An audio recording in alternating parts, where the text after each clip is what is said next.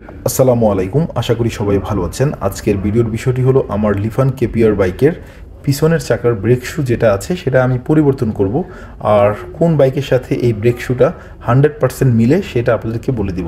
দেখতে পাচ্ছেন, যেহেতু আমার বাইকে পিছনের চাকায় ব্যবহার করেছিলাম আমি উইংলির একটা ব্রেক প্যাড, এটা একটু নষ্ট হয়ে গিয়েছে। প্রায় আমি 10,000 কিলোমিটার আলহামদুলিল্লাহ এই ব্রেক প্যাডটা দিয়ে চালিয়েছি। এটার দাম নিয়েছিল আমার কাছ থেকে 1200 টাকা।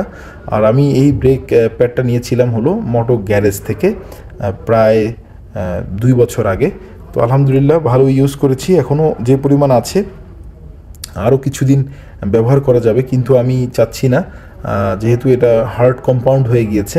আর যেটা আমার হাতে আছে এটা একদম ইনটেক্ট। এটা হলো Gixxer SF single channel ABS বাইকের ব্রেক প্যাড।